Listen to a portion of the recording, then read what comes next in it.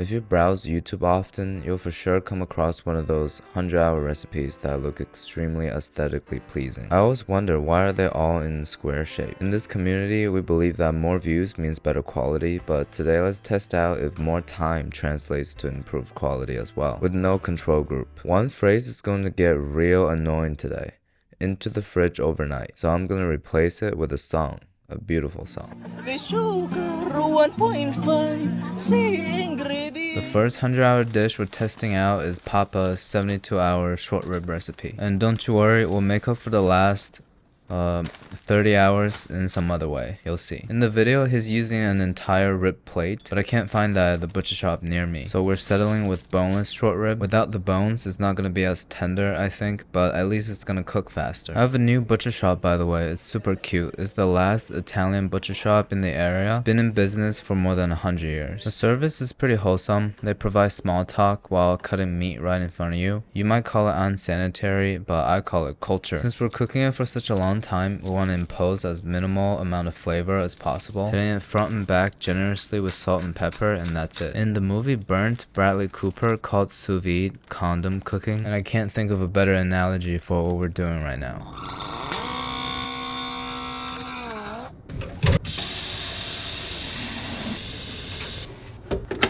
We'll set it to 140 and let it run for about 60 hours. I figured since with bones it takes 72, so I took off some time. And that's about 80% of the cooking. We pretty much have 2 more steps to complete this dish. The time and effort trade-off is pretty worth it because I'm generally pretty lazy. Looks like it's ready. Let's take it out now. I can't believe we only used salt and pepper, and it seems like it drew out a lot of the moistures inside. So with these 2 pieces of short rib, we're gonna make it in 2 ways. This piece we're gonna taste now, and the other one we're gonna extend it to a full 100-hour recipe, maybe even more. Putting something heavy on top to make it flat.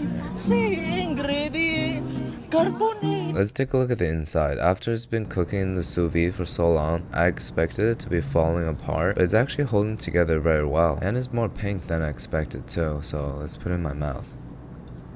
Each grain of the muscle fiber is perfectly cooked, but still intact. I've never had short rib with this type of texture before. It's so perfect on its own, it really doesn't need anything else. Maybe only the most high-class sauce. All the recipes we're cooking today turn out to be very much worth it, so I'm gonna break down the recipes and my timing for all of you. First one's the easiest, a ton of hours in the sous vide, and then a simple glaze at the end. After pressing in the fridge overnight, the short rib is hard as a rock. We'll stroke the meat a little bit to get the liquid off and save the jus for the glaze later. Also cut into sizable pieces. Now for the glaze, starting the cold pan, we'll do 3 tablespoons of brown sugar. I'm using maple sugar instead. About an equal amount of rice wine vinegar. Once the sugar starts caramelizing on the side, we'll pour in the beef juice. Season with soy sauce and dark soy sauce for the color, and then some chili crisp. I don't know why he added that. Put it aside because it's time to sear. While they're searing the pan, we'll also brush on the glaze we just made on all sides. I got a little tired of doing that, so I'm just pour a little bit in and let it reduce itself. And once it becomes syrupy like that, we'll just brush it out now. It's way easier than what we were doing before. Alright, we'll take it out. It is looking legit as hell. It's literally glistening. Looking pretty tender. Let's give it a taste and rate it 1 through 10 to see if it's worth it. I keep expecting it to be mushy because how long we cooked it, but it's tender at the same time, has a bite to it. Probably the best short rib I've ever had, and the easiest considering how minimal the active cooking is. The glaze is sweet and acidic, so it counteracts the fat content. I'm gonna give it a 9.5 out of 10. I'm so glad I'm doing this video, guys. We don't waste any food on this channel, so with the foundation of the short rib, we're gonna take out the chilling and the glazing and adding 50 hours of lasagna time. I think it's gonna work pretty well. Here we have carrots, celery, onions, and a few cloves of garlic. We'll also slice up some bacon bits as well. We'll first render out the fat from the bacon with a little bit of water. It minimizes splattering and it burns less easily too. When the fat starts coming out, we'll cut up the short rib piece we were tasting earlier and give it a nice sear. Something like this will be enough. The fond on the bottom from the bacon and the short rib can be easily removed by the moisture in the aromatics. You just gotta keep scraping and eventually the vegetable is gonna suck it all up. You really should be using red wine and tomato paste here. I don't have either. I'm replacing with sake and whole tomatoes, adding a scoop of chicken bouillon just to enhance the flavor. Then we'll put the meat back in and stew it on low heat for about 2 hours. You don't have to stew it for too long, I feel like, because we already been cooking it for 50 hours. We'll just shred them up and season it with a ton of pecorino romano, stir it together, and the ragu is almost done. The last step is just to put it equal part flour and butter to make a roux.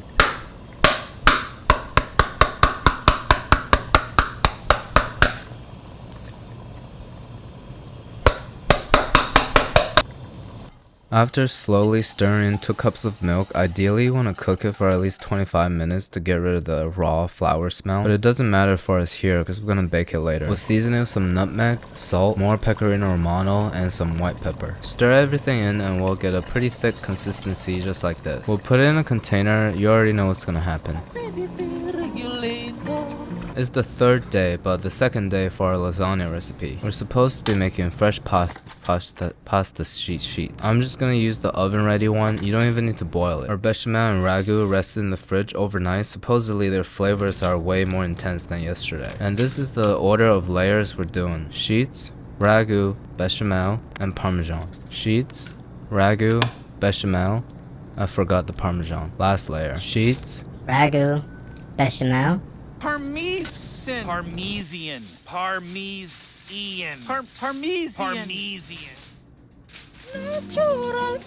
The next day, bake it at 350 for 45 minutes. I added some cheese on top. We'll broil it for another 5.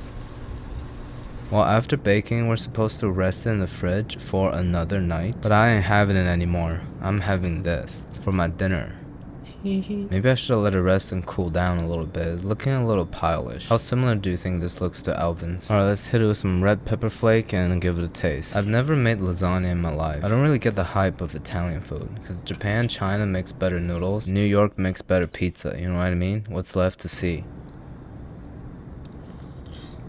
You know what? I take it back. This is incredible. I've only had my school's cafeteria's cardboard dried up eggplant lasagna before, so I'm even impressed by my own diarrhea looking lasagna. I guess I just never had real Italian food. 9 out of 10. The steps of the 100-hour brownie recipe is simpler than we think. It's just make it, rest it, bake it, rest it, eat it, rest in peace.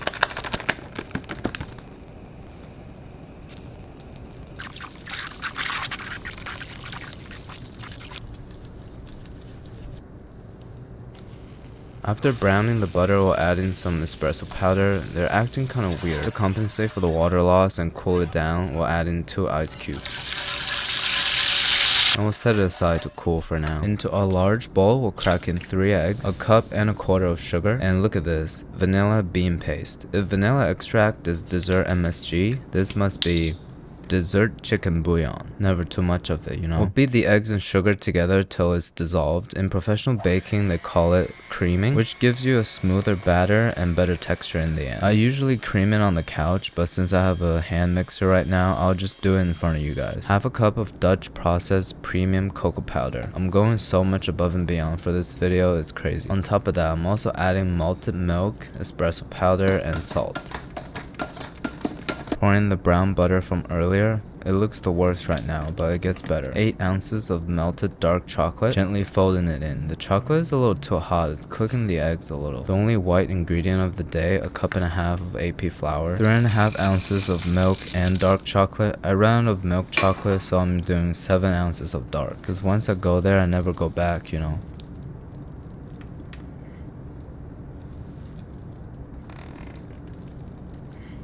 I've never seen a brownie batter this thick before. We'll smooth it out and chop another 6 ounces of chocolate.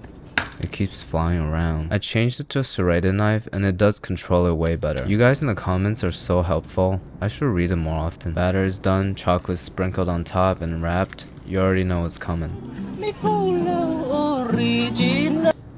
Bake it at 350 for 45 minutes. It's so heavy and is overflowing a little bit. Brownie fresh off the oven, nice and hot. You want to eat it? No. You want to cover it and rest it for another night? No. We're actually putting it in the freezer for an hour first. Supposedly this rapidly stops cooking and traps moisture inside to make it fudgy.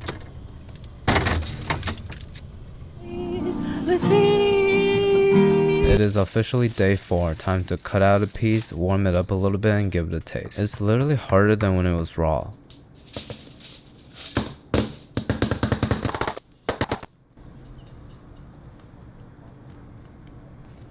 It is when time like this when you realize the true value of the Ligma fork to take out the centerpiece of any baked good. We'll put in a smaller baking dish back into the oven just for a few minutes to warm it up. It's gonna turn out nice, soft, warm, and beautiful just like this. If you're wondering to yourself, this looks awfully a lot like a corner piece, but I thought he took a centerpiece. This brings us to my advice of the day. Don't forget your brownie warming up in the oven, because it'll turn into a piece of dookie like that. Let's cut into it. Immediately you can tell this is gonna be extremely fudgy.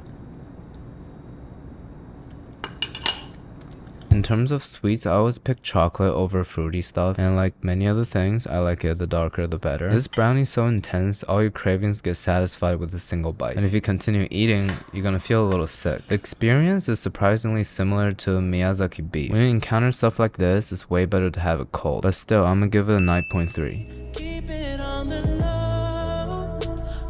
Last recipe of the day is the most convoluted recipe, front loading in the beginning, and then we can just sit on our ass. There are 3 components to this, all of which are made on the first day. Elvin didn't give us any recipe, but he recommended that we learn from this Emo Joey channel. How can you be emo when you bake such beautiful stuff? First, the ladyfingers, we're gonna start with 2 egg yolks and beat it a lot till it becomes white. I didn't know it could do that. Add in the 2 egg whites that we whipped to a stiff peak. Sift in 30 grams of cake flour. I'm using all-purpose for the purpose of cake. Spread it over a parchment sheet as thinly as we can because I feel like it's gonna expand a lot in the oven. 350 for 20 minutes. I'm gonna keep an eye on it though, it seems too fragile. 2 cups of sugar, half a cup of water. We'll boil it till the size becomes a little bit brown. This is the perfect state to make a little tanghulu. When the brownie is coming towards the middle, we'll pour in a whole cup of heavy cream. The burn here is extremely painful. Don't ask me how I found out. They'll be reluctant to combine at first, but just like any long-lasting friendship, if you beat it together a lot, it's gonna become smooth. Like butter. 4 tablespoons of butter. And unfortunately, this will be the item that I overconsume this week. We're backeted to whip egg yolks so much that it turns white. Like that. 30 grams of milk and 30 grams of rum or marsala wine. I'm not going to show pouring in alcohol because this is a family friendly channel, but I am going to show you how I beat this white cream on low heat just before it comes to curdling. When it's thick like that, we'll let it cool and then beat it a lot again, and it should become fluffy like whipped cream like Emo Joey did here. It doesn't seem to be working, so I'll just put a spoonful of Milo into it. The mascarpone cheese, we have 2 kinds, one from Wisconsin, one from Vermont. The 2 biggest rival in American cheese making. What I found to be really scammy is that all tiramisu recipes online calls for 500 grams, but all these containers only give you 226 grams, so you have to get a third one. It's way easier if we just let it come to room temperature and mix some sugar into it. In Emo Joey's video, he doesn't put in any sugar, so I guess he's Japanese or something. But I know most of us live in America, so I'm gonna eyeball some in. The egg yolk sauce that I couldn't mix up, I'm just gonna mix straight up whipped cream into it. Finally, we'll fold in the mascarpone cheese, and our tiramisu cream is done. I'm so sick of handling batter today. Instant coffee, sugar, rum, and water. Doesn't really matter the amount, you just gotta mix it thoroughly. And this is gonna be our dipping sauce for the ladyfingers. It is not looking good, I must say. I thought it was gonna be 3, but we'll just fold it and split it into 2 layers. Brush the coffee all over, make it nice and flavorful. Spreading a layer of the tiramisu cream and some drizzling of the caramel. Why am I using a fork? Another layer, repeat the same steps. Since we're missing ladyfinger layers, we'll just make the fillings really thick. And finally, a layer of a lot of caramel. I know what I'm doing here, guys. So many things have gone wrong in this recipe, and the only thing that's gonna save it is this caramel sauce, as well as the dusting of this dark cocoa powder.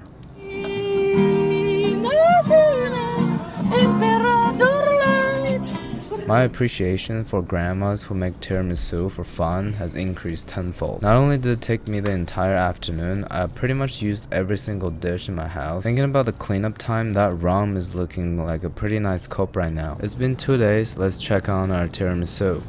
I don't know where that piece went. Must be the phantom tax. I honestly thought it would look so ugly, but this one turns out to be the closest thing we got to the original. Very soft, receives my fork very well. I'm trying to scoop it very cleanly without touching the side of the plate. Whatever. Let's give it a taste and rate 1 through 10.